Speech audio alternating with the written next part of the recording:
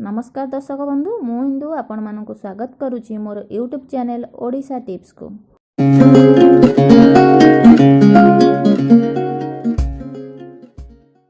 दर्शक बंधु आज ये वीडियो रे जानिबा जे रोषेई घर केउ दिगरे करिबा शुभ होइथाय, रोषेई घरे कौन करिबा उचित और कौन न करिबा उचित, रोषेई घरे केउ जिनिस रखिबा उचित नुहे, ए सब विषय रे पूरा डिटेल्स मु ए वीडियो रे जणाइबी। तेबे वीडियो को स्टार्ट करिया पूर्व आपण मानकु कहि रखुची जे जदि ए पर्यंत हम चैनल को सब्सक्राइब करिना तेबे प्लीज सब्सक्राइब करंतु एवं नोटिफिकेशन पाइबा पई बेल आइकन को क्लिक करंतु। चलंतु वीडियो को स्टार्ट करिबा।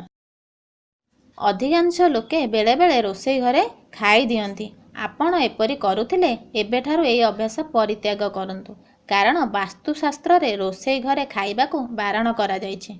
एहा आपणक उपरे खराब प्रभाव पकई थाए बोली कहा जायछि। एहा सह वास्तुशास्त्र रे रोषेई घरर निर्माण और व्यवहार संपर्क रे मध्य गुरुत्वपूर्ण परामर्श दिया जायछि। आसंतु से संपर्क रे विस्तृत भावे जानिबा। नंबर 1, वास्तुशास्त्र अनुसार रोषेई घर घरर दक्षिण पूर्व किंबा उत्तर पश्चिम दिगरे रहिबा उचित। नंबर 2, रोषेई घरे चुली सबुबले पूर्व दिगरे रखिबा उचित। फ्रिज किंबा माइक्रोवेव अग्निकोण रे रखिबा दरकार। नंबर 3, जेउठी सबुबले आलोक और पवन आसुथुबो सेई दिगरे ही रोषेई हेबा उचित।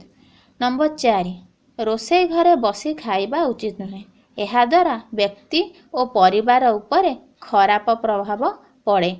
रोषेई घर सबुबले सफा रखिबा उचित। रोषेई घरे रातिर अईठा बासन केबे भी पकांतु नाही। नंबर 5, रोषेई घर को लागी किंबा एहा उपरे बाथरूम रहिबा उचित नुहे। सबुबले गाधोइबा परे रोषेई घर को जिबा उचित। रागी किंबा चिड़ीचिड़ा होई रोषेई घर को जांतु नाही। नंबर 6, रोषेई घरे असरपा बुड़ियाणी किंबा झिटिपिटी रहिबा को दियंतु नाही।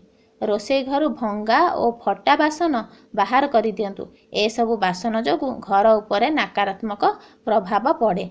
नंबर 7, रोषेई घरे कौनसी प्रकार लीकेज न हेबा उचित। जदि पानी पाइप खराब अछि तेबे एहाकू तुरंत ठीक करंतु। आज पई वीडियोटी एतिकी। आशा करूची आपण मानकू मोर ए वीडियोटी भल लागिथिबो। जदि भल लागिथिबो तेबे वीडियोटी को लाइक कमेंट सहित आपणक सांग मानकू शेयर करंतु। आउ हां वीडियोटी को सब्सक्राइब मध्य करंतु। आउ मोर आगामी वीडियो पाइबा पई सब्सक्राइब बटन पाखा थिबा बेल बटन को निश्चित दबांतु। Thank you watching my YouTube channel Odisha tips.